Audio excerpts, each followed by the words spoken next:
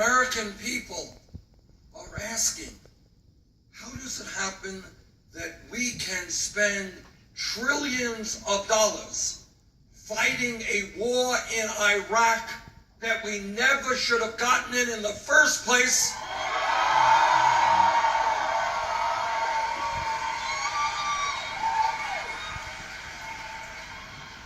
But that in Flint, Michigan, and in cities all over this country, our inner cities are crumbling.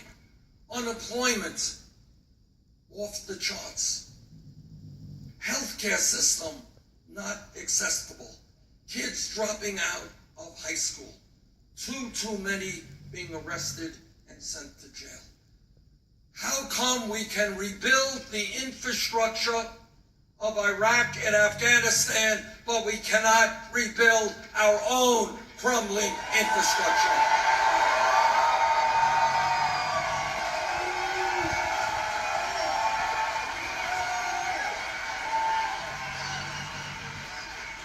The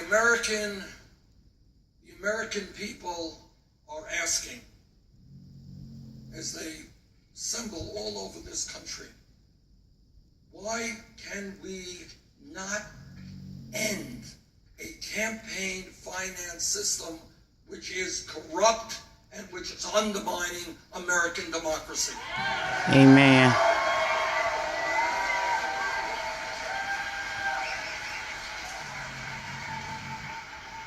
Democracy is not a complicated process. It means that you have a vote, and you have a vote, and you have a vote, and majority wins.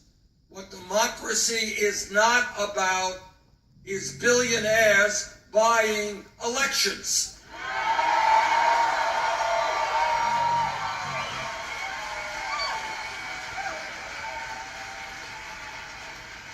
The American people are asking another very important and profound question.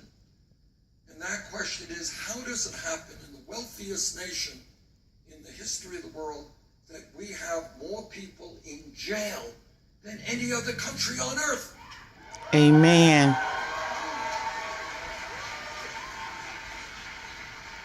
And what the American people are saying is that now is the time to invest in our young people in terms of jobs and education, not jails and incarceration.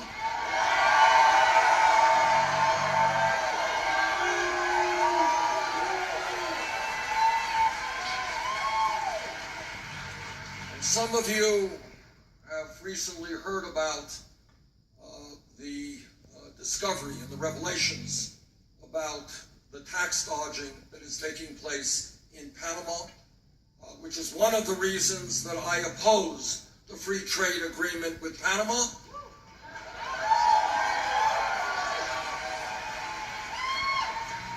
And one of the reasons I was on the floor of the Senate talking exactly about what I feared would happen, and that is wealthy people and large corporations figuring out ways to avoid paying their fair share of taxes.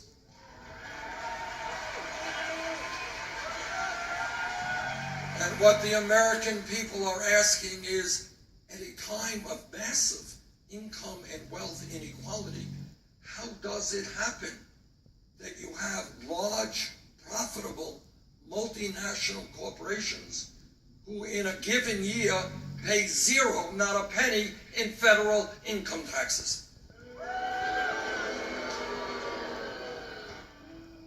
Now, change, real change, comes about, whether it is fighting racism, worker exploitation, sexism, homophobia. Real change comes about when people stand up and they look around them and they say, you know what? The status quo is not working. We can do better.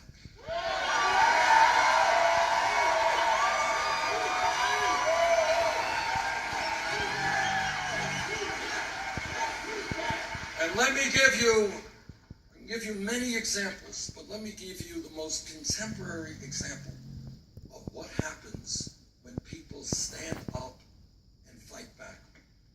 we were here in this beautiful auditorium 5 years ago, not a long time from an historical perspective, and somebody would have jumped up and say, you know, I think a $7.25 federal minimum wage is a starvation wage, and it has got to be raised to $15 an hour. Now, somebody stood up 5 years ago and said that. The person next to them would have said, you're nuts. 15 bucks an hour?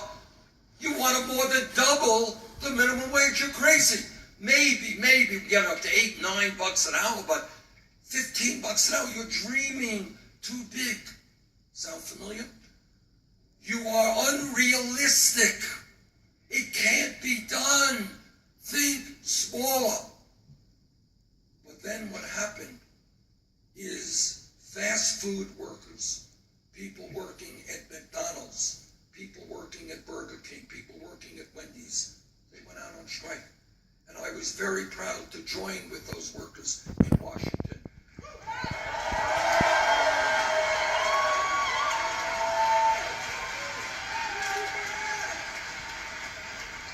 And they went out and they said, fellow Americans, we can't live on $7.25 an hour. We can't live on $8 an hour.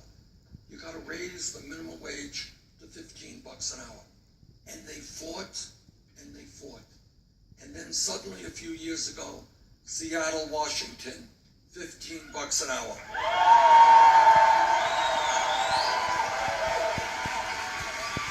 Los Angeles, San Francisco, 15 bucks an hour. Oregon, 15 bucks an hour. And in the last several weeks, in both California and New York, governors signed legislation for 15 bucks an hour.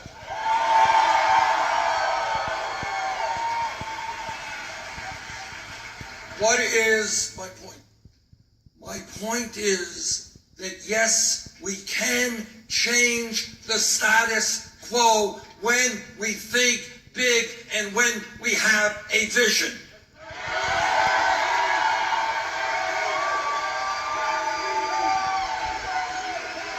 Now, I am not naive. I know the power of Wall Street and their endless supplies of money. I know that corporate America will shut down plants in America and move to Mexico or China if they can make another $5 in profit.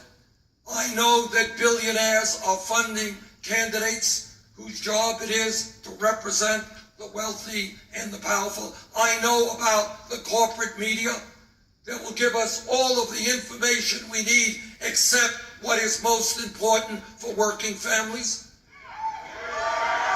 American people will not buy their product. I know about all of that. But this is what I also know. I know that what history is about is that when people stand up and they say the status quo is not acceptable, we will not have children working in factories. We will not have working people on the job who have no power over those jobs. We will not continue to have segregation or racism or bigotry. We will not have women unable to vote or go to the schools they want or do the work they want. We will pass gay marriage in 50 states in this country.